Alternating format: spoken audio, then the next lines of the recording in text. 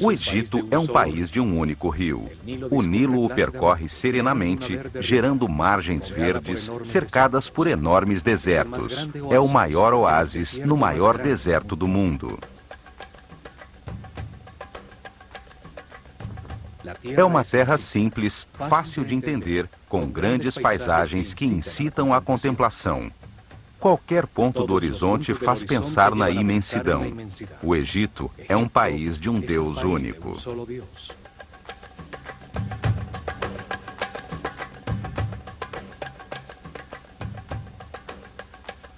Ali, durante milhares de anos, desenvolveu-se uma civilização que viveu em paz e harmonia, sem sair de seus limites naturais para impor-se a outros povos, dedicada apenas ao aperfeiçoamento espiritual. A imagem que se tem dessa civilização mostra apenas a luz de seus sucessos. A sua linguagem escrita permaneceu incompreendida durante milênios. Decodificou-se apenas seu nível mais básico, o dos símbolos, que representam os sons da linguagem. Há níveis superiores, com símbolos que transmitem conceitos e não sons. Estes ainda não foram decifrados. As traduções se baseiam apenas na parte fonética, ou, na melhor das hipóteses, são interpretadas segundo as crenças dos tradutores.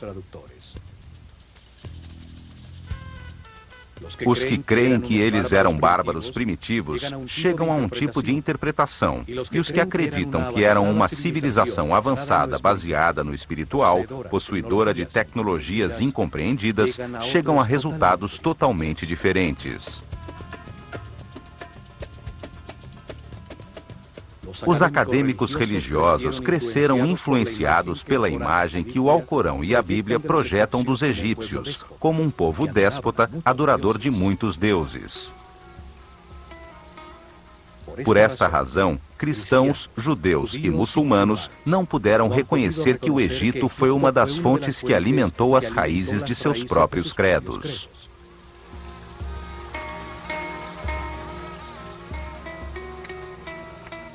Esta imagem ficou reforçada pela incorreta tradução da palavra néter, como Deus ou deusa, quando na realidade significa força ou causa fundamental, princípio divino, função que ordena o universo. Os néters personificam atributos de Deus. Foram uma maneira simples de explicar ao povo que o único Deus responsável pela criação tem diferentes características. Não quer dizer que sejam múltiplos deuses. Um único homem pode ser um mestre, um pai e ao mesmo tempo um marido, sem ter que ser várias pessoas. São características diferentes de um único ser.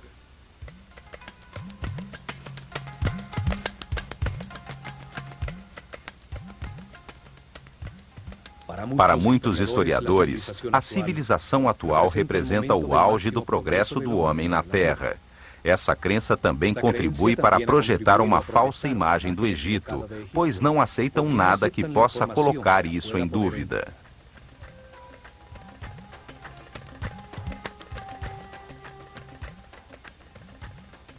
Aceitam apenas parcialmente os documentos cronológicos de governantes egípcios que chegaram a nossos dias, invalidando os registros anteriores ao rei Menes, alegando que apenas essa parte é um mito. Os acadêmicos racionalistas contribuíram também para falsear a história egípcia, ao não aceitar a existência da ciência e filosofia antes da civilização grega, apesar dos grandes pensadores e matemáticos gregos terem encontrado respostas no Egito. Tudo isso projetou uma imagem enganosa da cultura egípcia. São vistos com preconceito, como um povo primitivo e inferior ao mundo moderno civilizado, cuja única qualidade foi construir alguns templos e túmulos para seus faraós, muito grandes e resistentes à passagem do tempo.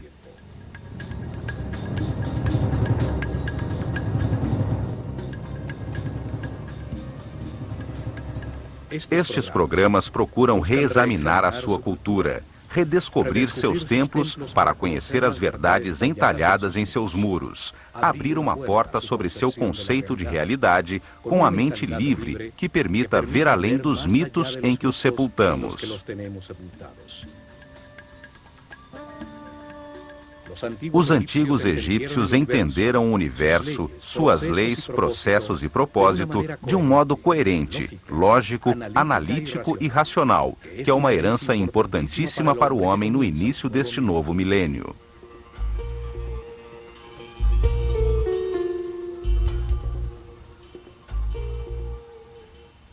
Novas informações começam a surgir. Estudiosos, cientistas e técnicos estão encontrando provas dos incríveis avanços tecnológicos, da precisão absoluta de suas construções, da escala de seus projetos. Seus feitos foram subestimados. O fato de nem sequer imaginar a sua tecnologia não quer dizer que não tenham movido, de maneira inexplicável, enormes pesos através de grandes distâncias, que tenham cortado, entalhado e acoplado duríssimas lajes de granito e diorita com precisão atômica, possível somente com tornos e serras ultrassônicas. A precisão matemática de suas construções é tal que nos 5 hectares da base da Grande Pirâmide há um desnível de apenas 8 milímetros. A tecnologia atual teria conseguido apenas um desnível de 40 centímetros.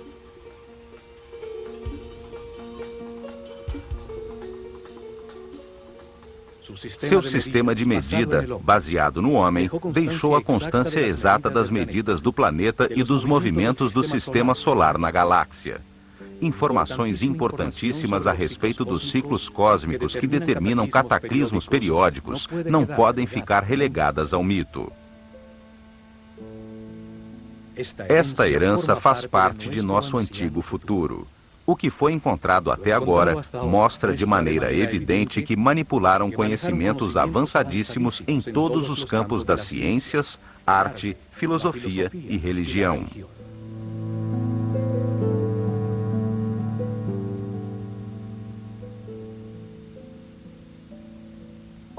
Conhecimentos que fazem parte de uma herança ainda mais antiga, de um período desaparecido da humanidade, chamado Atlante, anterior ao dilúvio, ao que sobreviveram alguns sacerdotes que construíram as bases deste ciclo em que vivemos. A humanidade teve grande desenvolvimento na Terra. Alguns sacerdotes cientistas, prevendo a catástrofe, prepararam-se para sobreviver a ela. A eles se deve a aparição súbita, sem nenhum período de evolução, de todos os conhecimentos egípcios. Esses sábios estruturaram uma fechada casta sacerdotal. Se organizaram em templos para que os seus sucessores guiassem o povo num processo de aperfeiçoamento espiritual que perduraria milhares de anos. Chamaram-se sacerdotes da escola de mistérios do olho de Horus, depositários do conhecimento. A sua visão da vida na Terra como um processo de aperfeiçoamento espiritual, transformando um homem quase animal em super-homem, determinou o caminho dos egípcios. Sua maneira de entender o progresso como uma evolução dos conhecimentos sobre o universo não tem parâmetro para o homem ocidental, que vê o progresso como aquisição de confortos materiais. A escola de mistérios acelerou o processo evolutivo de uma série de iniciados que receberam dados para entender o mundo dual em que vivemos, de contrastes extremos, de luz e escuridão, de medo e amor. Dessa maneira, entenderam que nas diversas vidas experimenta-se na própria pele esses extremos, como resultado das decisões tomadas livremente, o que permite comparar e encontrar a verdade. Cada vida é um passo necessário que acrescenta conhecimento. Os egípcios viram no homem um modelo na escala do universo, que ao entender-se a si mesmo, pode encontrar verdades superiores, deduzir aspectos da realidade. O que vale para o universo, vale para o homem. Os sábios sacerdotes ensinaram que tudo existe numa grande mente. Somos pensamentos de Deus, com capacidade para criar em nosso próprio pensamento. Somos aspectos de uma só realidade. Tudo é único. Um é tudo. Por isso desenvolveram simultaneamente a ciência, a arte, a religião, a filosofia, de um modo multidisciplinar, conjunto, sem especializações que cegam.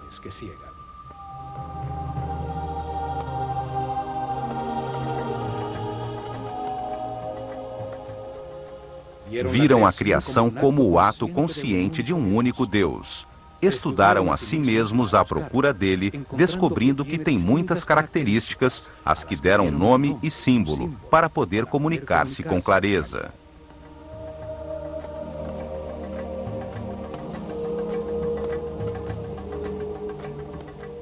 Deram o nome de Atum à característica de Deus não manifesto, quando ainda não criou o universo, que existe apenas potencialmente dentro dele.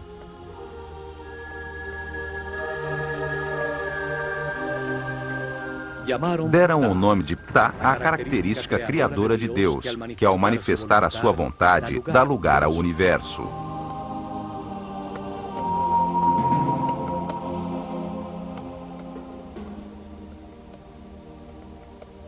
E chamaram Amon a característica de Deus que torna o homem livre de criar na sua própria mente a sua imagem e semelhança.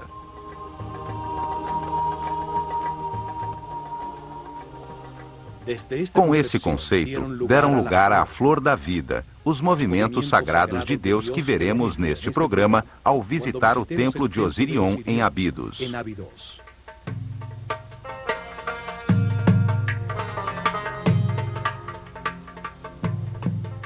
Os templos foram instrumentos científicos de alta precisão para medir e registrar os movimentos dos astros. Sua herança nos diz que os astros determinam os ciclos do universo e os processos por que passa o homem, a humanidade. Nos templos concentraram os conhecimentos que encontraram enquanto se estudavam a si mesmos, num processo dirigido de aperfeiçoamento espiritual. Ali desenvolveram simultaneamente as ciências, a arte, a religião e a filosofia, num único bloco dinâmico, pois acreditavam que nenhum aspecto da realidade estava separado de outro. Ao redor dos templos, dirigida por seres muito evoluídos espiritualmente, cresceu uma das civilizações mais incompreendidas e mais avançadas da Terra. Está na hora de recuperar a nossa herança.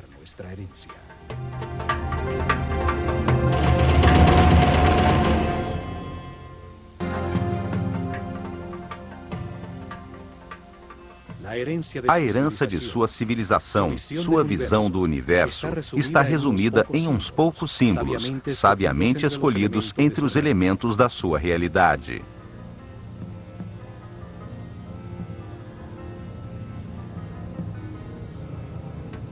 A utilização de uma imagem simbólica tem a vantagem de expressar um pensamento de uma maneira muito simples, além da linguagem, e seu significado poderá ser entendido milhares de anos depois de ter sido desenhado, pois a imagem de um falcão ou uma postura humana não mudam. Para os egípcios, o homem encarna na Terra para decidir como agir ante as circunstâncias experimentadas. Ao comparar os resultados de suas ações, aprende e se aperfeiçoa. Então, o mais importante é a ação, o verbo. A ação que produz resultados leva ao aperfeiçoamento. A linguagem existe para comunicar ações. Cada parte do todo atua, realiza uma ação vital que produz resultados. Cada parte tem a forma de que precisa para agir da maneira que lhe corresponde. Os egípcios expressaram suas ideias através de 3 tipos de símbolos ou escritas. São chamadas de escrita hieroglífica, hierática ou demótica.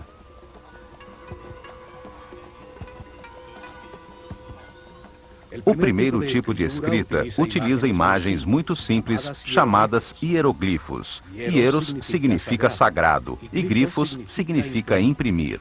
Assim chamaram os gregos escrita sagrada aos entalhes simbólicos egípcios. Os hieroglifos têm diferentes níveis simbólicos de comunicação. O mais simples e básico é o nível dos símbolos fonéticos. Utilizaram 24 símbolos gráficos associados a um som e não a uma ideia. Formam o alfabeto egípcio. Era a escrita que dava forma à linguagem do povo.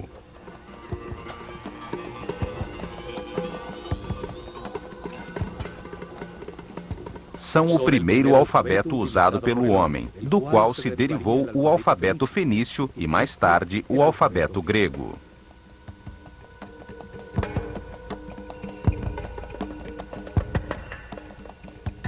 Podiam escrever indiscriminadamente em colunas ou em linhas horizontais, podendo ser lidas em qualquer sentido. As cabeças das figuras simbólicas olhavam na direção em que se começava a frase, marcando assim a direção da leitura. Durante milênios permaneceu indecifrada, até que em 1799, os expedicionários franceses, vindos com Napoleão, encontraram em Roseta, no Mediterrâneo, uma pedra de granito negro, escrita no final da civilização egípcia. Em péssimo estado, nenhuma das suas linhas estava completa. Conservava ainda 14 linhas escritas em hieroglifos, 32 linhas escritas em demótico e, o mais importante, 54 linhas em grego, uma escrita conhecida que indicava que esse texto traduzia as outras escritas. Um especialista em línguas, Jean-François Champollion, dedicou-se a estudar os textos da pedra. Descobriu que o egípcio antigo, assim como as escritas semíticas, usava apenas consoantes. As vogais eram acrescentadas na linguagem falada para dar uma forma gramatical. Em 1822, consegue resolver o mistério ao comparar os hieroglifos contidos em 2 cartuchos do texto, um dos quais constava também em uma lápide circular na ilha de Philae, ao lado da segunda pilastra do templo de Ísis, que se sabia conter o nome do faraó Ptolomeu VI. 2 cartuchos de hieroglifos com os nomes dos 2 últimos faraós egípcios, Ptolomeu e Cleópatra. Isso permitiu decodificar e identificar o alfabeto utilizado. O som que nesse momento produziam as palavras gregas em copto, uma linguagem usada por cristãos egípcios, serviu para aproximar-nos do som que se supõe tivesse a língua dos antigos egípcios.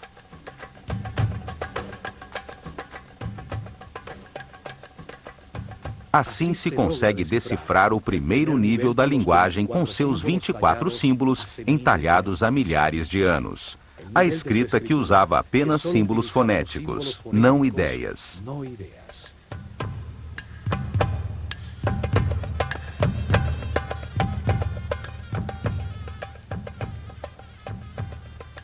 Mas existe um nível mais alto de comunicação nessa mesma escrita hieroglífica. Além de 700 símbolos, belíssimas formas gráficas que desenham a realidade e evocam na mente ações e conceitos. A palavra convertida em imagem. Símbolos que imitam as formas da natureza, escolhidos pela ação que evocam na mente. Um pássaro evoca o voo, a liberdade. Caso seja um falcão, acrescenta a essa imagem a agudeza da visão.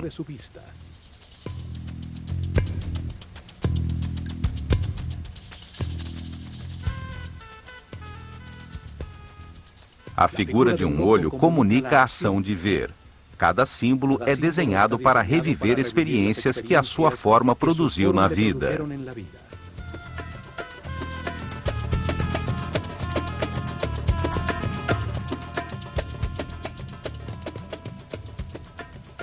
Usavam também partes facilmente reconhecíveis que fazem pensar em uma ação vital.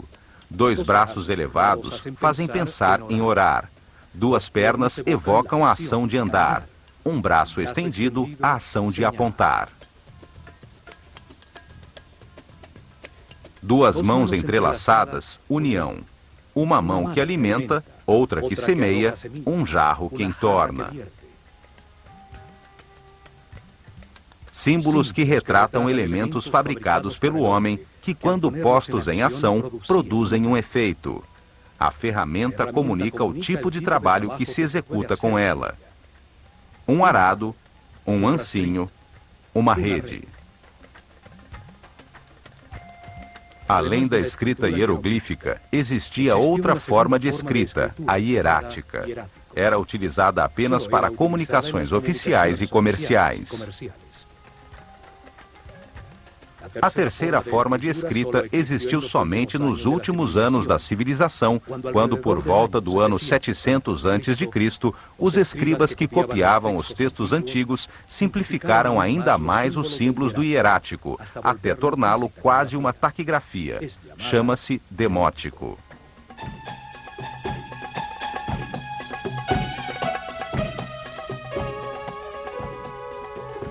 Novas interpretações estão surgindo, permitindo entender que os mitos e símbolos usados pelos egípcios são apenas uma forma fácil de comunicar conhecimentos e expressar conceitos sobre a realidade. Ao converter ideias em histórias, facilita-se a sua compreensão. Os sábios sabiam que dar informação sem a compreensão da mesma é um exercício inútil.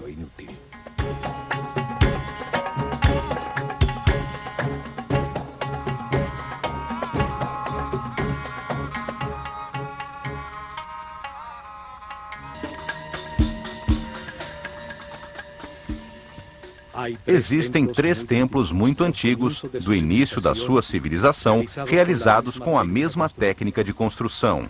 Tem o mesmo estilo arquitetônico, maciço e pesado, embora simples, que não foi utilizado novamente em todo o Egito.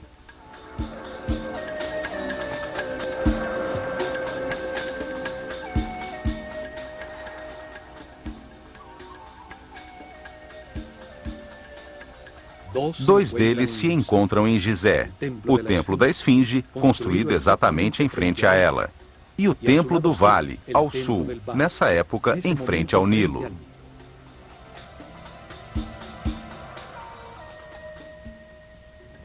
O terceiro é o maciço Osirion, construído em Abidos.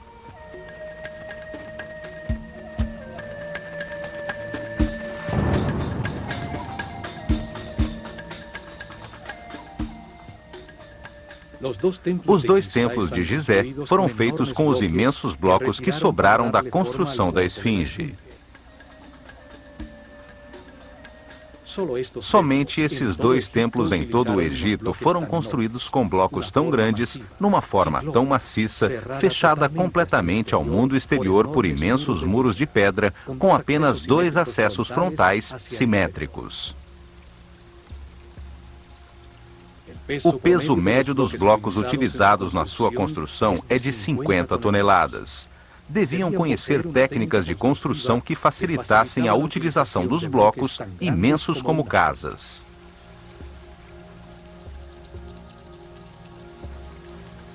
Não usaram blocos regulares. Eram todos diferentes, com seus lados cortados em diferentes ângulos, sobre os quais encaixavam de maneira exata e milimétrica os que colocavam por cima. Outra particularidade desses templos é que os blocos dos cantos estão cortados de modo especial. Cada um deles faz parte dos 2 muros, a fim de que toda a estrutura do edifício não tenha interrupções.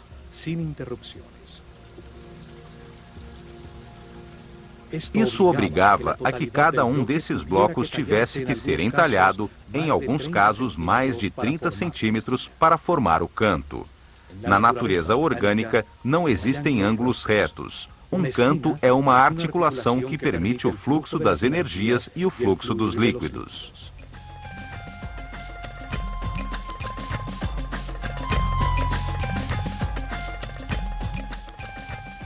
Estes templos tinham um salão central coberto com uma laje de pedra sustentada por gigantescas colunas simétricas, formando um grande terraço superior que dominava a planície.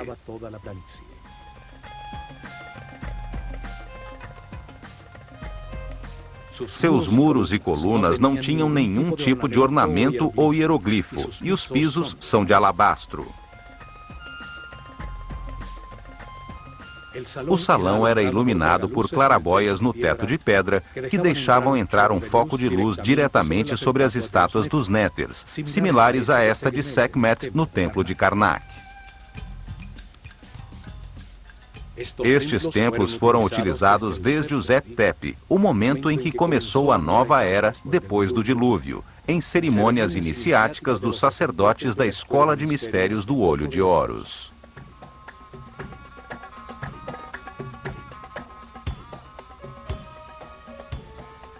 Nos dias de equinócio, sobre o terraço do templo, à altura do olhar da esfinge, colocavam a barca de ouro.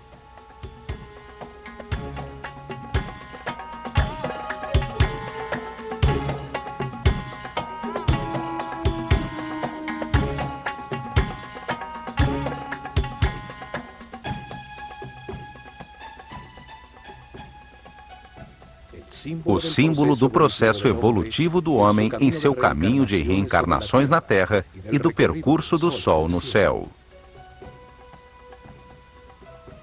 Ao seu redor eram realizadas cerimônias, enquanto a esfinge contemplava o nascer do Sol no horizonte à sua frente e, durante as noites, as estrelas da constelação de Leão.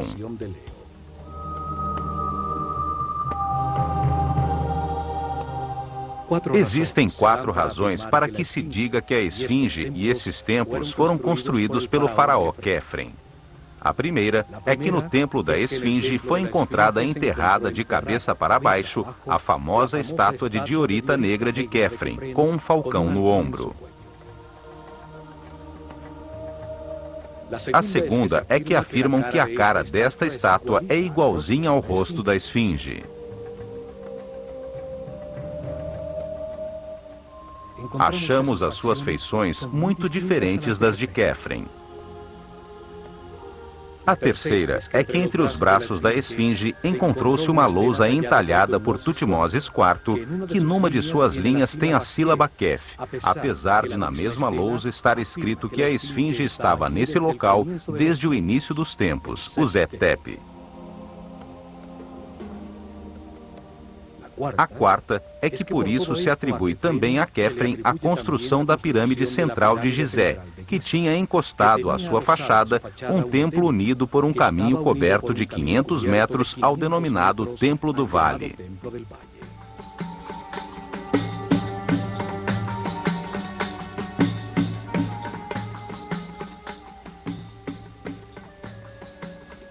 No entanto, a pedra dos muros destes templos é do mesmo tipo do bloco monolítico da esfinge, certamente feitos com o que sobrou do seu entalhe.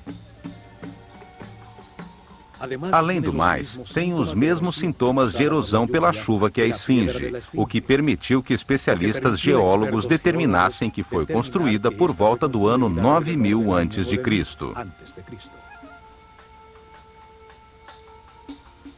Certamente o faraó Quefren reformou o antigo templo, cobrindo pelos 2 lados os muros já deteriorados pela erosão com lousas de granito.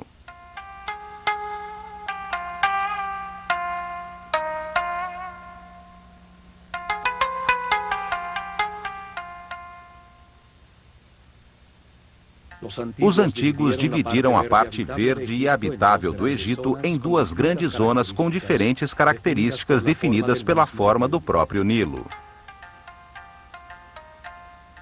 O delta, quando o Nilo se abre para chegar ao Mediterrâneo, forma um vale fértil. É chamado de Baixo Egito. Seu símbolo hieroglífico é a abelha, e o faraó usa uma coroa vermelha para mostrar a sua autoridade nessa região. O longuíssimo e estreito corredor verde de ambos os lados do Nilo, em seu percurso desde a fronteira com a Núbia até o ponto onde começa o delta, é chamado de Alto Egito. É simbolizado em sua escrita por um arbusto, e o faraó usa uma coroa branca para representar o seu poder nessa região.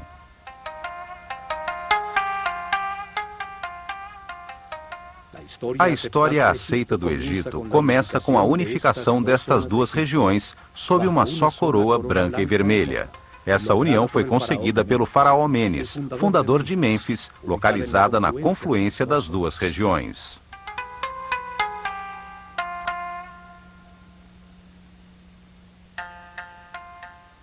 Abidos está ao sul, no Alto Egito. Ali se encontram dois templos, um ao lado do outro. O dedicado por Sete I a Osíris, atrás do qual se encontra a escavação em que apareceu o segundo templo, o Osirion, que permanece parcialmente submerso.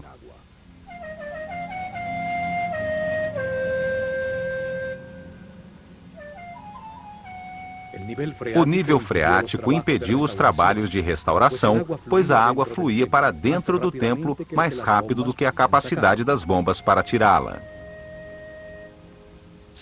Estima-se que foi construído no alto de uma colina por volta do ano 9000 a.C., quando o nível freático e a superfície do Nilo estavam 10 metros abaixo.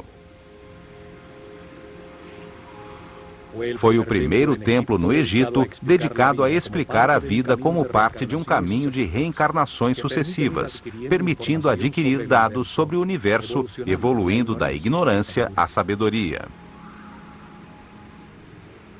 Sua arquitetura maciça, sem nenhum tipo de hieroglifos, com lajes e pedras pesadíssimas e de corte imenso, é muito semelhante aos templos em frente à Esfinge.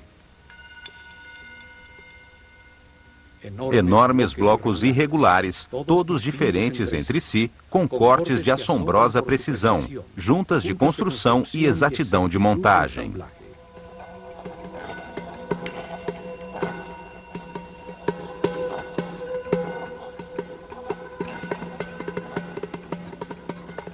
Nos cantos, os blocos seguem um muro lateral, devendo ter sido rebaixados para conseguir essa forma, o que aumenta consideravelmente o trabalho, pois são de duríssimo granito de Assuã. Tudo isso implica numa técnica de construção desaparecida, numa época em que supostamente não existiam ferramentas que produzissem cortes tão precisos, movessem blocos tão pesados ou juntá-los com tanta exatidão.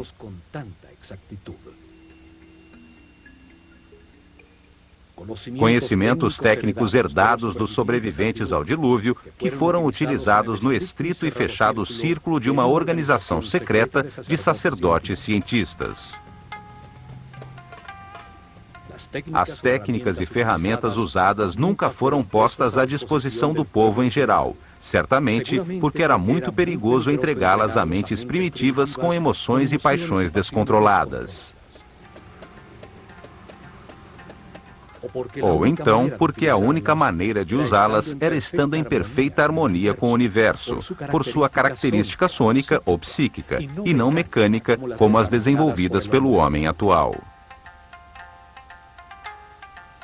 O templo tem uma forma retangular com uma plataforma rodeada de água, elevada no centro, a que se chegava por escadarias dos dois lados, dificilmente visíveis atualmente por causa da água. Sua forma simboliza o montículo original que emergiu quando as águas baixaram depois do dilúvio, onde os sábios desembarcaram para começar a nova civilização do Egito. Este templo foi construído para comemorar o Zep-Tepi, o tempo para dar início a uma nova civilização, dedicada ao aperfeiçoamento espiritual.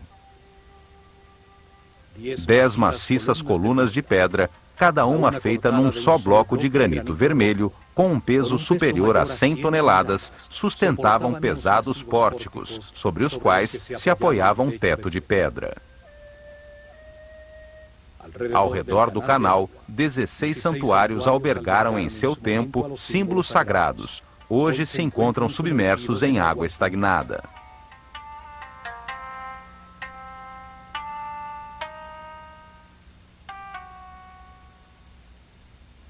No canto superior de um desses imensos pilares, encontram-se lado a lado dois estranhos círculos com figuras geométricas em seu interior, tocando-se nas beiradas.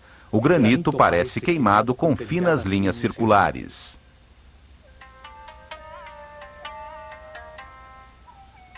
Trata-se da flor da vida, um símbolo de geometria sagrada egípcia que mostra os movimentos iniciais de Deus para criar o universo.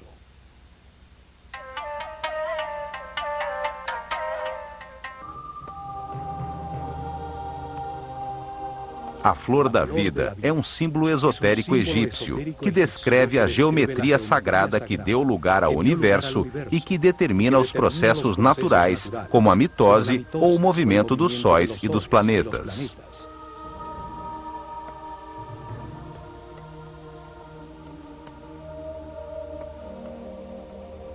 Uma forma que conceitua a vida como um processo no tempo.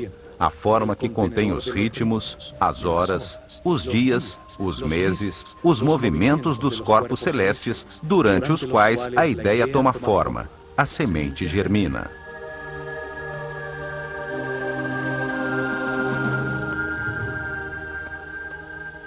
A flor da vida representa o momento em que Deus ativa a sua vontade, quando desperta a sua consciência para animar o universo, quando abandona o estado de repouso, de não ego, de não ser, de vazio e de escuridão. É o momento em que Atum-Ra, o Deus não manifesto, se transforma em Ptah, o Deus criador do que existe. O Fiat Lux, o momento em que nasce a flor da vida e tudo inicia a sua primeira volta. Para os egípcios, os movimentos de Deus começam num ponto conceitual, o olho de Horus, de onde surge a flor da vida, cujo fruto é o universo, a criação.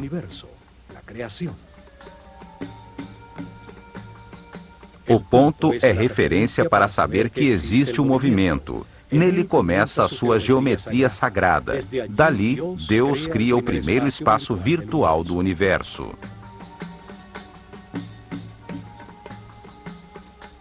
Faz isso projetando-se para fora, como um ponto que avança repetindo-se, formando uma linha reta, a forma masculina. É o Deus Pai que manifesta sua energia e sabedoria.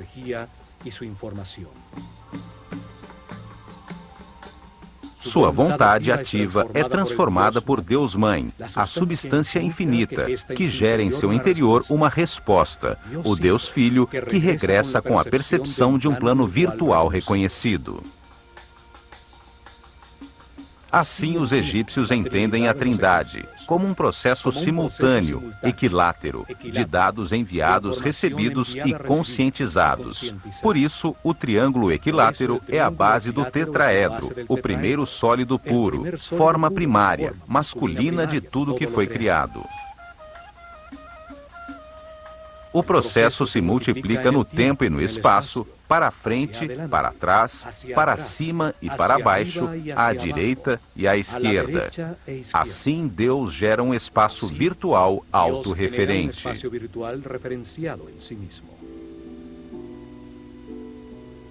Simultaneamente, ao girar esse volume percebido ao redor do ponto de partida, constrói-se o princípio feminino, a esfera. Um espaço passivo, sem tensões, com todos os seus pontos ligados ao centro, ao olho de Horus. A esfera é a placenta que contém tudo, a substância de todas as formas e volumes. É uma expressão de unidade, de totalidade e de integridade. Nenhum dos pontos da superfície é mais importante que o outro, e chega-se a todos da mesma forma, desde o seu centro de força e energia que os origina.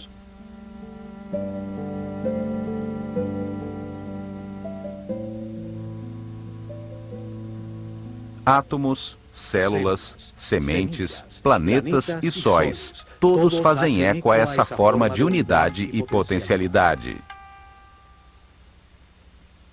A primeira esfera virtual contém os 5 modelos de poliedros regulares, sólidos com todos os seus lados e ângulos iguais, chamados de sólidos platônicos, em homenagem a Platão, que aprendeu a flor da vida com mestres egípcios.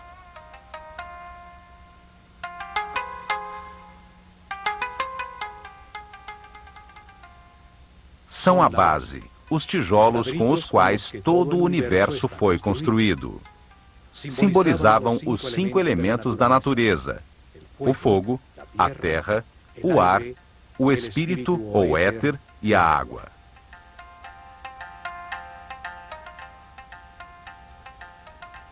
Assim Deus compreendeu, criou e percebeu, desde seu centro de força e energia, o primeiro espaço finito, que simboliza a Terra, dentro do espaço infinito, o céu.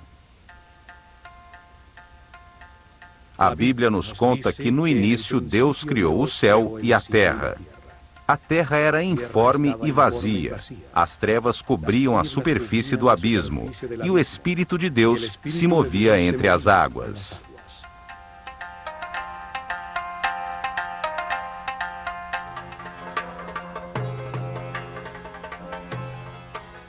Realiza então o seu primeiro movimento, deslocando-se desde o centro da primeira esfera conhecida até chegar à sua margem, a membrana ou perímetro do espaço. Desde esse novo ponto central, se repetem os movimentos que já conhecemos, gerando-se assim outra esfera. Na interseção das duas esferas iguais, gera-se a forma mais importante das já existentes. É a chamada Vesica Piscis e simboliza o Verbo Divino. Os egípcios acreditavam que de seu interior surgiram os números, os 7 sons fundamentais, as letras e toda a sabedoria da criação. Tem a mesma forma do olho e da boca humanos. Em seu interior, cabem exatamente 2 triângulos equiláteros que, ao estarem contidos num retângulo, são a base da proporção áurea, a divina proporção. Essa proporção foi utilizada em todos os seus templos, como no Osirion, para relacionar as 3 dimensões entre si e estas com a natureza. Daí derivam todas as relações matemáticas fundamentais e os números importantes como Φ e Π. Simboliza também a visão compartilhada, o entendimento mútuo entre indivíduos iguais, terra comum. O Vesica Piscis é o espaço compartilhado, a interseção entre a esfera inicial e a nova, gerada da sua borda.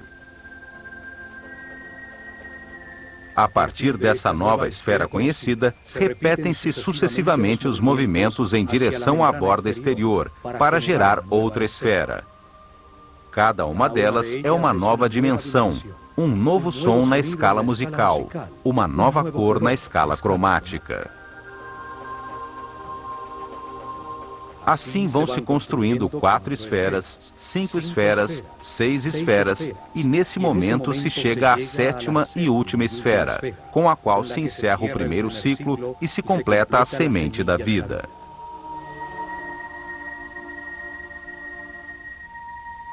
Sete esferas, 7 dias da criação, 7 notas musicais, 7 cores espectrais.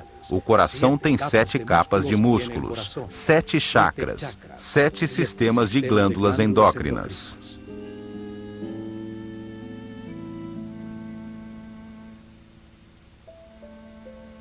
Esse padrão geométrico se repete infinitamente. É a base de tudo que existe. E seguindo, a natureza faz crescer as flores, constrói 1, 2, 4, 8 células primárias, o corpo humano ou as galáxias.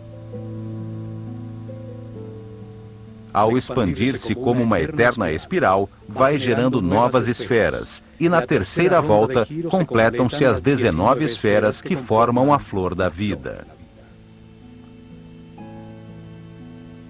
Este padrão geométrico toma a forma de uma flor e é ao mesmo tempo um processo eterno.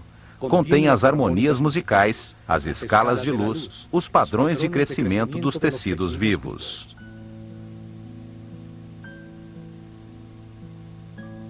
Cada esfera tem a mesma potência de desenvolvimento que a esfera original, dando assim à flor da vida lugar ao fruto da vida que gera sua própria flor. Cada esfera guarda em seu interior os 5 sólidos platônicos: a união da energia masculina e feminina, a reta e a curva, as 2 matrizes geométricas que são a base da realidade existente.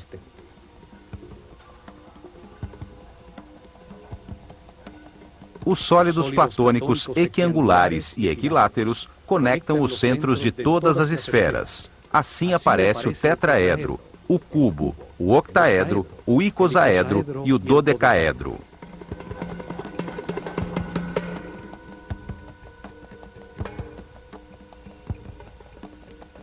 São símbolos da inseparável relação entre as partes e a totalidade. Formam um princípio de unidade para toda a geometria das formas existentes, apesar de sua diversidade. Padrões, formas e estruturas que existem na natureza, da menor partícula a expressões reconhecíveis ao olho humano até o imenso universo. Tudo segue um arquétipo geométrico que nos revela a natureza de cada forma.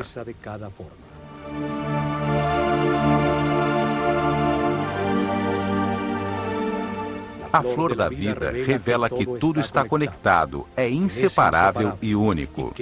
Nos lembra a nossa relação com a totalidade e nos permite compreender as bases sagradas de toda a criação.